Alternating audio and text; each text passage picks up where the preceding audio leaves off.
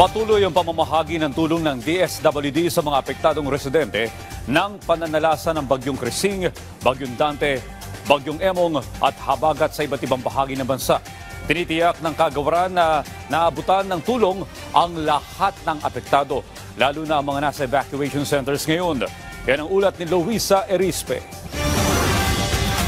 Alinsunod sa direktiba ni Pangulong Ferdinand R. Marcos Jr. na walang magugutom sa gitna ng kalamidad mula pa noong Bagyong Krising, Dante at ngayon ay Emong at Habagat. Wala nang patid ang tulong na ibinibigay ng DSWD sa mga apektadong individual, lalo na sa mga nanunuluyan sa evacuation centers. Sa tala ng ahensya, 431,875 na ang ibinigay na food packs sa iba't ibang rehiyon ng bansa na lubos na naapektuhan. Hindi lang ito sa NCR, Cagayan Valley, Central Luzon at Calabarzon. Nakarating din ang tulong sa iba't ibang bahagi ng Pilipinas. Tulad sa Western Visayas, nakapagbigay ng kahon-kahong family food packs ang ahensya. Sa Ilocos Region naman, 788 na pamilyang residente ang nakatanggap din ng food packs sa barangay Salapingao sa Dagupan City. Kahit sa Cordillera Region, nakarating din ang tulong ng DSWD, partikular sa mga residente ng Besay at Paracelis Mountain Province. At nakatanggap din ng tulong ang mga taga Mimaropa sa Lubang Occidental, Mindoro. 555 na food packs ang ipinamahagi ng ahensya.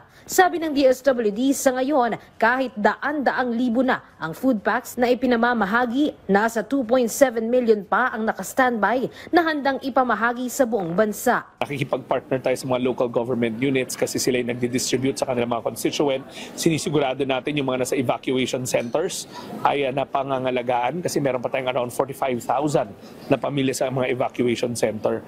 Habang binabayo naman ngayon ang Bagyong Emong, ang hilagang bahagi ng bansa, tiniyak ng DSWD walang naperwisyo o naantalang relief operations. Tuloy-tuloy lang ang dating ng tulong sa mga apektadong residente. At bukod pa sa mga nasalanta ng bagyo, namigay din ng DSWD ng food packs sa mga mangingisda, magsasaka at jeepney driver na naantala ang hanap buhay dahil sa sunod-sunod na sama ng panahon. Mula Lunes, baha na at hindi sila nakakalabas. So pag ikaw ay driver na nagba-boundary at hindi ka nag-boundary, wala ka talagang iuwi sa iyong pamilya. Gutom mga abutin. Kaya ayaw ng Pangulo natin na may nagugutom na mga jeepney driver.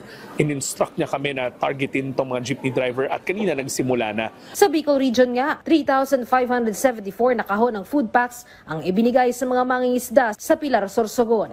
Nasa 3,500 din na food packs ang ibinigay sa mga jeepney driver sa Metro Manila. Samantala, tuloy-tuloy naman ang walang gutom program ng DSWD sa pangunguna ni First Lady Liza Araneta Marcos. May ilang benepisyaryo ang personal na nabahagian ng 3,000 pisong pambili ng masustansyang pagkain. Si Nanay Francisca, gatuhod pa ang baha sa loob ng kanilang bahay. Kaya nang makadaupang palad at mayakap pa mismo ang unang ginang, lubos ng pasasalamat niya sa tulong ng pamahalaan. Hindi na po kami ganong nahirapan sa pagkain kasi po may suporta kami. Nung nakakatanggap kami ng pagkain sa walang gutom, nababawasan po yung pagbabudget. Ngayon ito, pag nakatanggap ako ngayon, pahalalay na namin hanggang isang buwan.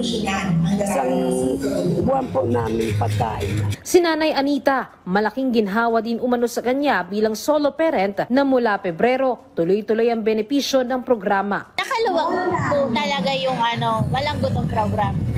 Kasi dati, inagahagila pa ako ng pambili ng pagkain para lang makaraos sa araw-araw. Pasalamat ako ng malaki dahil sa walang gutom program. May data na pinapakita na bumaba ang kagutuman sa kanilang hanay. Ibig sabihin yung programa na walang gutom actually works or worked and continues to work. So nakakakita tayo ngayon ng napakagandang intervention na pag lumawak pa, mawawakasan na natin ang kagutuman sa ating bansa.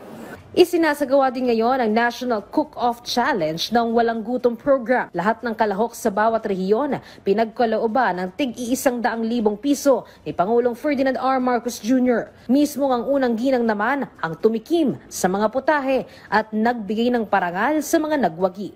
Luisa Erispe para sa Pambansang TV sa Bagong Pilipinas.